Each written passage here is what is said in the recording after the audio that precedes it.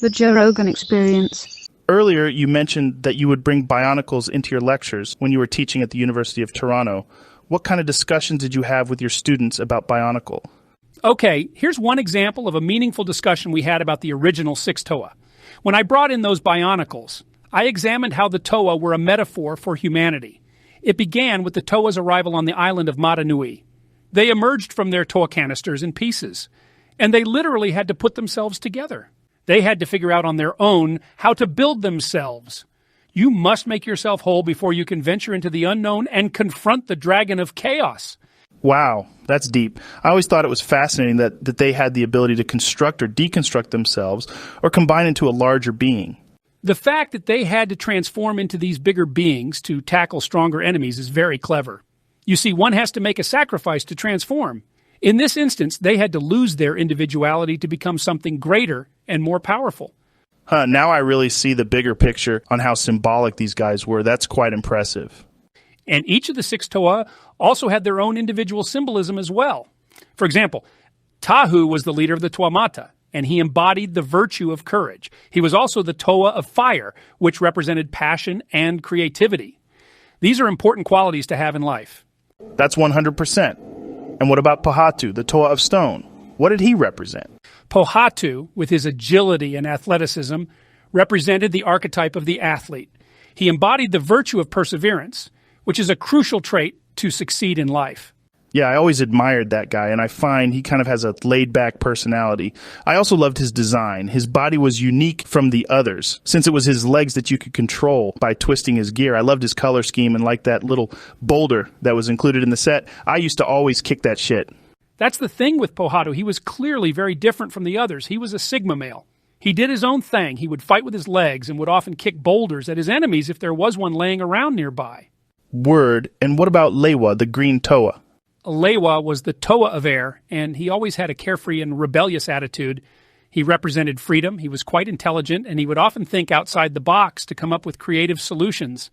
He liked gathering herbs from the Lewahi region and would use them recreationally for meditative purposes. Cool, man, I'm the same way. I also liked his green axe.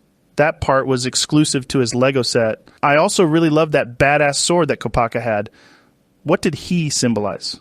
Kopaka represented self-discipline and strategy. His bionic vision allowed him to see things clearly and strategically plan his moves ahead of time. He also generally enjoyed living in solitude, as he was truly an independent warrior. He was cool. I liked how he went his own way, answering to no one.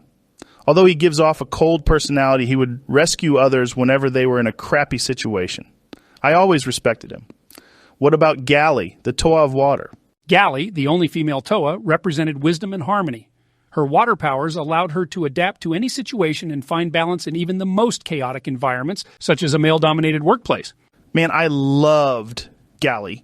I used to bring her with me in the pool while I snorkeled, and I pretended that I was Gali, exploring the depths of the Great Sea to find some Kanoe masks. That shit was so immersive, I felt like I was a Bionicle myself when I role-played with her. Oh, that truly does sound like an immersive experience. What I would do is I brought my Onua figure inside a blanket fort I built with my brother, and we would simulate creating massive earthquakes by bashing his arms on the ground. It was literally a groundbreaking awakening of my senses and imagination. Nice. I loved Onua. He was one of my first Bionicles. What did he represent? Onua, the Toa of Earth, was the quiet, philosophical one. I always really resonated with him. He also took care of his fellow Toa, like when he helped Tualewa overcome his addiction. To the herbs? This was when he was infected with the Krana, but that scenario was clearly a metaphor for drug addiction. Onua, as well as Gali, hosted an intervention to get him off that wicked habit. Wow, I never knew how much he cared. What a great guy. He's a true friend. It's amazing how each of the Toa had their own unique strengths and virtues and how they worked together to overcome their challenges. The Bionicle Toa represented the limitless possibilities of our own minds. It's impressive how pretty much all the Bionicle products were really well designed. And let's not forget about the video games that came out. I spent hours playing Bionicle the video game on my PlayStation 2. Yo, dude, I beat that game 100%. What a great game. I consider it to be one of the hidden gems on the console. Fuck yeah, that game's good!